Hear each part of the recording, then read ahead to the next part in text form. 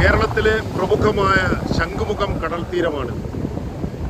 ചരിത്രപ്രസിദ്ധവും അതിപുരാതനവും സൗന്ദര്യവുമുള്ള ഈ കടൽ തീരം, അതിൻ്റെ അവസ്ഥ ഇപ്പോൾ പരമദയനീയമാണ്. കടൽ കയറി മനോഹരമായ തീരങ്ങളെല്ലാം കവർന്നെടുത്തിരിക്കും. ഇവിടെ ഉപജീവനം നടത്തി പുലരുന്ന മത്സ്യത്തൊഴിലാളികളുടെ വീടുകൾ തകർന്നടിഞ്ഞു കിടക്കുകയാണ്. ഒരു ഭൂകമ്പത്തിൽ എന്ന വണ്ണം ഇവിടുത്തെ വീടുകളെല്ലാം കടൽ തകർത്തെറിഞ്ഞിരിക്കുന്നു. അങ്ങ് അകലെ കാണുന്നത് മണ്ഡപവും ആറാട്ട് മണ്ഡപവും കൊട്ടാരവുമൊക്കെയാണ്. വാരാന്ത്യങ്ങളിൽ നിരവധി സന്ദർശകരും കാറ്റുകൊള്ളാനായി എത്തുന്ന തീർത്ഥാടകരും വന്നണയുന്ന ഈ തീരത്ത് ഇന്ന് അവർക്ക് കടലിലേക്ക് ഇറങ്ങാനോ ആ കാലൊന്നും നനയ്ക്കാനോ ഒന്നും ഉള്ള അവസ്ഥയില്ല. റോപ്പുകൾ കെട്ടിത്തിരിച്ചിരിക്കുന്ന തീരത്തിന് മുമ്പിൽ അവർ തടവ് പുള്ളികളെപ്പോലെ ആളുകൾ കടലിനെ ഭയത്തോടെ നോക്കിക്കാണുകയാണ്. എന്താണ് നമ്മുടെ തീരത്തിന് സംഭവിച്ചത്? ഈ മനോഹരമായ തീരം, നമ്മളെല്ലാം സ്വപ്നം കാണുന്നതിന് തുല്യമായ ഈ തീരത്തിന് എന്താണ് സംഭവിച്ചത്? ഇവിടെ ഡയഫ്രം വാൾ, സംരക്ഷണ ഭിത്തി, അങ്ങനെ നിരവധി സർക്കാർ സംവിധാനങ്ങൾ കൊണ്ടുവന്ന് ഈ തീരത്തെ സംരക്ഷിക്കാൻ ശ്രമിച്ചെങ്കിലും കടലിന് മുൻപിൽ ഒന്നും വിലപ്പോയില്ല. കാരണം പലതുണ്ട്. നമ്മുടെ തീരത്തിന് സമാന്തരമായി വരുന്ന ഹാർബറുകൾ, തുറമുഖങ്ങൾ. ഇപ്പോൾ വിഴിഞ്ഞം തുറമുഖത്തിൻ്റെ ബ്രേക്ക് വാട്ടർ വന്നതോടുകൂടി ആ വിഴിഞ്ഞത്തിന് വടക്കോട്ടുള്ള തീരങ്ങളൊക്കെ കവർന്നെടുത്തിരിക്കുകയാണ്. ഏതാണ്ട് വർക്കല വരെ, 5 തെങ്ങ് മുതൽ വർക്കല വരെ മനോഹരമായ തീരങ്ങളെല്ലാം നഷ്ടപ്പെട്ടിരിക്കുന്നു. ആയിരക്കണക്കിന് ചെറുവള്ളങ്ങൾ കയറ്റി അണയുന്ന തീരങ്ങളൊന്നും ഇന്നില്ല. അതിനോടൊപ്പം മുതലപ്പൊഴി എന്നുള്ള ദുരന്തമുഖം നമ്മുടെ മുമ്പിൽ വിളർന്നു നിൽക്കുകയാണ്. ആധുനിക തുറമുഖം നൽകുമെന്ന് വിഴിഞ്ഞം പദ്ധതിയോടനുബന്ധിച്ചിട്ടുള്ള കൺസഷൻ കരാറിലുണ്ടെങ്കിലും ഇതുവരെ ആധുനിക തുറമുഖം യാഥാർത്ഥ്യമായിട്ടില്ല. എന്താണ് നമ്മുടെ ഈ തീരത്തിന് സംഭവിച്ചിരിക്കുന്നത്?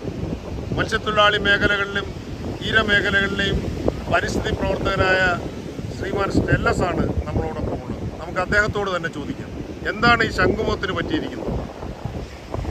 ശംഖുമുഖം ബീച്ചിന് സംഭവിച്ചിരിക്കുന്നത് അശാസ്ത്രീയമായ നിർമ്മാണം മൂലമാണ് ഈ തീരം മുഴുവനും കാർന്നെടുത്ത് തിന്നിരിക്കുന്നത്. ജോൺ പോൾ രണ്ടാമൻ മാർപ്പാപ്പായുടെ സന്ദർശനവുമായി ബന്ധപ്പെട്ട് ശംഖുമുഖം മണ്ഡപത്തിൽ നിന്നും 1.5 കിലോമീറ്റർ ഉള്ളിലോട്ടിരുന്ന അവിടെയാണ് കടലിൽ അദ്ദേഹത്തിൻ്റെ സന്ദർശന വേദി ഉണ്ടായിരുന്നത്. ഇന്നിപ്പോൾ ആ 1.5 കിലോമീറ്റർ കഴിഞ്ഞു തീരവും ആ ആറാട്ട് കടവും 5 മീറ്റർ വ്യത്യാസം മാത്രമേ കടലുമായിട്ട് ബന്ധമുള്ളൂ. ഇതൊക്കെ അശാസ്ത്രീയമായ നിർമ്മാണം മൂലമാണ്. ഡയഫ്രം വാൾ കൊണ്ടുവന്നതോടുകൂടി ആ ഒരു നമ്മുടെ കാർഗോ എന്ന് പറയുന്ന ആ ഭാഗം മുഴുവനും നഷ്ടപ്പെടുകയും എയർപോർട്ട് ഭീഷണി ഇപ്പോൾ നേരിടുകയാണ്. എയർപോർട്ടും തീരവും തമ്മിലൊരു 5 മീറ്റർ വ്യത്യാസം മാത്രമേ ഉള്ളൂ. ഡയഫ്രം വാൾ തമ്മിലുള്ള 5 മീറ്റർ വ്യത്യാസം മാത്രമേ ഉള്ളൂ. അതുപോലെയാണ് ഇപ്പോൾ ശംഖുമുഖത്ത് വീണ്ടും സൗന്ദര്യവൽക്കരണ പാർക്കുമായി ബന്ധപ്പെട്ട് വേവ് പ്രൂഫ് ഗാലറി എന്ന് പറഞ്ഞാൽ 14 കോടി രൂപ കൊടുത്ത് ചെയ്തു വരുന്ന ഒരു ഗാലറി. അതും അശാസ്ത്രീയമായ നിർമ്മാണമാണ്. കാര്യം ഇത് മറ്റ് കടലാക്രമണം തെക്കുന്ന് വരുമ്പോഴും വടക്കുന്ന് വരുമ്പോഴും നേരിട്ട് കടന്നു വരുമ്പോഴും സംഭവിക്കാൻ പോകുന്നത് കടലിൻ്റെ ശക്തമായ ആക്രമണത്തെ ഇത് ചെറുക്കാൻ കഴിയില്ല. കോടികൾ കൊണ്ടുവന്ന് കടലിൽ മുക്കുന്നതല്ലാതെ ഈ തീരം സംരക്ഷിക്കാനോ അതേപോലുള്ള കാര്യങ്ങൾ ചെയ്യാനോ സർക്കാർ പരാജയമാണ്. ഇപ്പോൾ ടൂറിസ്റ്റുകൾക്ക് തന്നെ തീരദേശത്ത് വരാൻ പറ്റാത്ത ഒരു സ്ഥിതി വന്നിരിക്കും.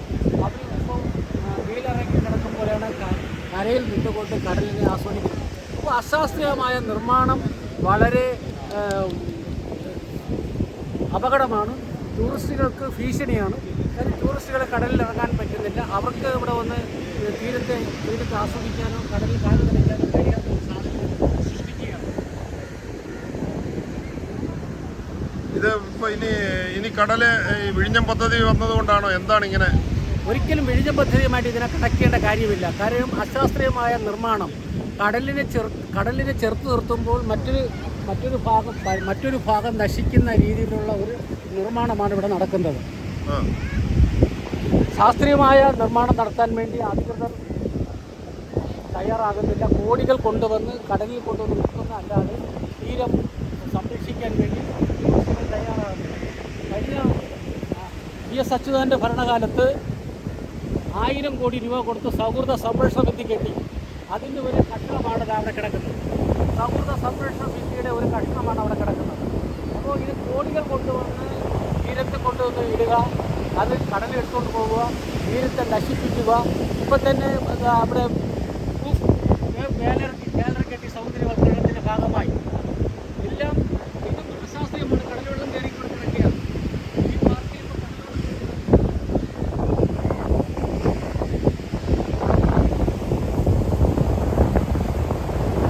അതിമനോഹരമായ ഈ തീരം ഇപ്പോൾ വെട്ടിക്കുഴിച്ചിട്ട ഒരു വലിയൊരു ഭൂകമ്പം നടന്നതുപോലെ കുന്നും കുഴിയുമായി കിടക്കുകയാണ്. ഇത് ഇവിടുത്തെ വീടുകൾക്കും ആളുകൾക്കും സന്ദർശകർക്കും എല്ലാം ഒരു ഭീഷണി വരുന്നത്. എന്താണ് പറഞ്ഞത്? ഇവിടെ കടൽ വെള്ളം കയറി കിടക്കുന്നത് കണ്ടോ? അപ്പോൾ തീരവും കടലും തമ്മിൽ എത്ര ഡിഫറൻസ് ഉണ്ട്. ഇവിടെ മാലിന്യം കെട്ടിക്കിടക്കുകയാണ്. ഈ ഗാലറി തന്നെ സുരക്ഷിതത്വമല്ല. കോടികൾ കൊണ്ടുവന്ന് 14 കോടി കൊണ്ടുവന്ന് കുടിച്ചു കൂടുന്ന രീതിയാണ് ഇവിടെ കാണുന്നത്. കടലുകാർ കെട്ടിക്കിടക്കുക, കടൽ വെള്ളം കയറിക്കൊണ്ടിരിക്കുകയാണ്. അപ്പോൾ ഇതിന് എന്ത് സേഫ് ഉണ്ട്? അപ്പോൾ തീരവുമായിട്ട് യാതൊരു അറിവും ബോധവും ഇല്ലാത്ത ഈ ഭിത്തി വന്നു കഴിഞ്ഞാൽ ആൾക്കാർക്ക് വന്ന് നിൽക്കാനും ഇത് താൽക്കാലികമാണ്. ഇത് കുറച്ച് നാൾ നിൽക്കും. ഇപ്പോൾ കടലാക്രമണം വരുമ്പോൾ ജൂൺ ജൂലൈ ഓഗസ്റ്റ് മാസങ്ങളിൽ നടക്കുന്ന കടലാക്രമണം വരുമ്പോൾ ഇതൊക്കെ നശിച്ചു പോകും. ഇത്തവണത്തെ മൺസൂണിൽ ഇത് കടലെടുത്തില്ലല്ലോ. എടുത്തില്ല. ഇനി ഓണക്കാലത്ത് എടുക്കാനൊരു സാധ്യത ഉണ്ട്. ഈ വർഷം കടലാക്രമണം ഉണ്ടായിട്ടില്ല, മഴ ശക്തമായി ഉണ്ടായിട്ടില്ല, കാറ്റുണ്ടായിട്ടില്ല. അതുകൊണ്ട് മാത്രമാണ് ഇത് ഇവിടെ നിൽക്കുന്നത്. അല്ലെങ്കിൽ ഇത് ഏത് നിമിഷവും ഇത് പോയി കഴിയേണ്ട സമയം കഴിഞ്ഞു. ഇതിനു മുൻപ് കെട്ടിയിരുന്ന 6 തവണ റീകൺസ്ട്രക്ഷൻ ചെയ്തു. കോടികൾ മുടക്കി 6 തവണ റീകൺസ്ട്രക്ഷൻ ചെയ്തു. 6ഉം തകർന്നു പോയി. നടപ്പാത കെട്ടി, സ്റ്റെപ്പ് കെട്ടി, ആറാട്ടിനുള്ള എല്ലാ സൗകര്യങ്ങളും കെട്ടി, അതെല്ലാം പൊളിഞ്ഞു പോയി. കഴിഞ്ഞ സർക്കാർ ഇരുന്ന സമയത്ത് 35 ലക്ഷം രൂപ കൊടുത്ത് ആറാട്ട് കടവ് സംരക്ഷിക്കുവാൻ വേണ്ടി ജിയോ ബാഗ് ഇട്ടു. ആ ജിയോ ബാഗ് ഇട്ട് ഒരാഴ്ച ആയപ്പോൾ അതെല്ലാം കയറി കടലിലോട്ട് ഒഴുകി പോയത്. ഇതിനെന്താണ് പരിഹാരം? ഇതിനൊരു പരിഹാരം എന്ന് പറഞ്ഞാൽ ഇതിനെ വെറുതെ വിടുക, തീരത്തെ വെറുതെ വിടുക. ഇത്തരം അശാസ്ത്രീയമായ നിർമ്മാണമാണ് കടലിനെ ശോഭപ്പെടുത്തുന്നത്. അപ്പോൾ അതുകൊണ്ട് ഇത്തരം നിർമ്മാണങ്ങൾ മാറ്റി നിർത്തിക്കൊണ്ട് തീരത്തെ സംരക്ഷിക്കാൻ വേണ്ടി വേറെ അത്യാധുനിക രീതിയിൽ വിദേശ സംവിധാനങ്ങൾ ഇവിടെ കൊണ്ടുവന്ന് ഈ തീരത്തെ സംരക്ഷിക്കണം. അല്ലാതെ എവിടെയെങ്കിലും കിടക്കുന്ന പാറകൾ കൊണ്ടുവന്നിട്ടിട്ട് ഇതൊന്നും ശരിയാക്കി വരുന്ന ഒരു ലക്ഷണമില്ല. എത്ര അനുഭവം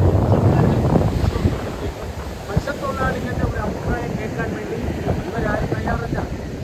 ഈ മത്സ്യത്തൊഴിലാളികളുടെ വള്ളങ്ങൾ ഇവിടെ അണയണമെന്നും ഇവിടെ വള്ളങ്ങൾ അടുപ്പിക്കുന്ന ഒരു ഫിഷ് ലാൻഡിംഗ് സെന്റർ ഉണ്ടെന്ന് പറയുന്നത് സത്യമാണോ? ഫിഷ് ലാൻഡിംഗ് സെന്റർ ഉണ്ട്. നിലവിൽ ഫിഷ് ലാൻഡിംഗ് സെന്റർ വർഷങ്ങൾക്ക് മുമ്പ് ഉണ്ടായിരുന്നു. ഇവിടെ മത്സ്യത്തൊഴിലാളികളുടെ തീരമാണ്, അവർക്ക് അവകാശപ്പെട്ടതാണ്. ടൂറിസ്റ്റുകൾക്കും വരാം. പക്ഷേ അവരുടെ ജീവിതവും പോയി. 300ഓളം ഔട്ട് ബോർഡ് എഞ്ചിനുകളും കട്ടമരങ്ങളും കമ്പാവല വള്ളങ്ങളും ഇവിടെ ഉണ്ടായിരുന്നതാണ്. ഇതെല്ലാം വെക്കാൻ ഒരു സ്ഥലമില്ല, തീരമില്ല. ഈ അശാസ്ത്രീയമായ നിർമ്മാണമാണ് ഇവിടെ കൊണ്ടുവന്നതിൻ്റെ പ്രധാന കാരണം. അല്ലാതെ ഇത് ഇപ്പോൾ ആ വള്ളങ്ങളൊക്കെ എവിടെയാണ്? വള്ളങ്ങളൊക്കെ അവരവരുടെ ദൂരെ എവിടേക്കോ കണ്ണു കാണാത്ത സ്ഥലങ്ങളിൽ കൊണ്ടുവച്ചേക്കുകയാണ്. കാര്യം എവിടെയെങ്കിലും ഒരു ഗ്യാപ്പ് കിട്ടി അവിടെ കൊണ്ടുവയ്ക്കുകയാണ്. ഈ ശംഖുംകൂട് തീരം ഇങ്ങനെ അശാസ്ത്രീയമായ നിർമ്മാണം നടത്തി കോടികൾ വെട്ടി ഉദ്യോഗസ്ഥർ ഇപ്പം തന്നെ വർക്ക് സ്റ്റോപ്പ് ചെയ്യാൻ പറഞ്ഞിരിക്കുന്ന ഒരു സംഘടന എന്താണ് ഇത് മത്സ്യത്തൊഴിലാളികളുമായിട്ട് ആലോചിക്കണം. അല്ലെങ്കിൽ ഇപ്പോൾ ആറാട്ട് നടക്കുന്ന സമയത്ത് ഒരു ഇത് കെട്ടിയിട്ടുണ്ട്. ഏതാ റാമ്പ് ഇപ്പോൾ പോരാന്ന് പറഞ്ഞിരിക്കുകയാണ്. ഒരു ഭരണസമിതിക്കാർ ക്ഷേത്രസമിതി പറഞ്ഞിരിക്കുകയാണ് അത് പോരാന്ന് 30 മീറ്റർ ആക്കണം. അപ്പോൾ വീണ്ടും അത് പൊളിക്കണം. അതുപോലെ മത്സ്യത്തൊഴിലാളികളെ യാനങ്ങൾ കൊണ്ടുപോകാൻ വേണ്ടി 6.5 മീറ്ററാണ്. അത് പോരാ. ഒരു വള്ളത്തിൻ്റെ ഇതായിട്ട് ഈ റാമ്പ് 6.5 മീറ്റർ, അതിന് 12 മീറ്റർ. വള്ളങ്ങൾ എങ്ങനെയാണ് വള്ളങ്ങൾ ഇതുവഴി കൊണ്ടുപോവുകയും ചെയ്യാൻ വേണ്ടിയിട്ടുള്ള റാമ്പാണ്. ഇത് പോരാ. ഇതിന് 12 മീറ്റർ ആക്കണം. ഈ റാമ്പിന് 12 മീറ്റർ ആക്കണം. അപ്പോൾ എത്ര അനുഭവം കിട്ടിയിട്ടില്ല. മത്സ്യത്തൊഴിലാളികളോട് ആലോചിക്കുന്നില്ല ഇതെങ്ങനെ പണി ചെയ്യണം. ഒരു മത്സ്യത്തൊഴിലാളി സംഘടന വിളിക്കുകയോ മത്സ്യത്തൊഴിലാളികളെ വിളിക്കുകയോ ഇവിടെ കമ്പാവല ഉണ്ടായിരുന്നു. ഇവിടെ വെക്കാൻ സ്ഥലമില്ല. മത്സ്യബന്ധനം നടത്തുന്നില്ല. വേറെ എവിടെയൊക്കെയോ കിലോമീറ്ററുകൾ താണ്ടി കൊണ്ടുവെക്കുകയാണ്. ഇപ്പോൾ കൊണ്ടുപോകുന്ന തുമ്പയിലും പുത്തൻതോപ്പിലും സെൻറ് ആൻഡ്രൂസും തീരത്തൊക്കെയാണ് കൊണ്ടുവെക്കുന്നത്. അവിടെ കുറേ തീരം ഉള്ളതുകൊണ്ട് വെക്കുകയാണ്. അപ്പോൾ ഈ വലിയ തുറയിൽ ഹാർബറും അതുപോലെ തന്നെ ഫിഷ് ലാൻഡിംഗ് സെന്ററും ഉണ്ടല്ലോ, അത് തൊട്ടടുത്തല്ലേ, അത് അതെല്ലാം ഉപയോഗിച്ചാൽ മതി. പൊളിഞ്ഞ് അതെല്ലാം പൊളി പാലം രണ്ടായിട്ട് പോയി. അവിടെ ഫിഷ് ലാൻഡിംഗ് സെന്ററില്ല, റോഡിലാണ് ഇപ്പോൾ മത്സ്യബന്ധനം നടത്തുന്നത്. അപ്പോൾ നമ്മുടെ ഈ വിമാനത്താവളത്തിന് ഈ കടൽ ഭീഷണിയാവും. ഭയങ്കര ഭീഷണിയാണ്. കടലും വിമാനത്താവളവും തമ്മിൽ 25-30 മീറ്റർ വ്യത്യാസമുള്ളൂ. ഡയഫ്രം വാളിൻ്റെ അവിടെ നിന്ന് ക്രോസ് ചെയ്താൽ വിമാനത്താവളമായല്ലോ. അപ്പോൾ ഇനി പഴയ ശംഖുമുഖം സ്വപ്നങ്ങളിൽ മാത്രം. ഒരിക്കലുമില്ല, പഴയ ശംഖു വീണ്ടെടുക്കാനൊക്കില്ല. ആ സ്വപ്നങ്ങളിൽ മാത്രമേ ഉള്ളൂ. ഇത് വിമാനത്തിന് ഭീഷണിയും രാജ്യത്തിൻ്റെ സുരക്ഷയ്ക്കും ഭീഷണിയായി മാറിയിരിക്കുകയാണ് ഇത്തരം കൺസ്ട്രക്ഷൻ മൂലം.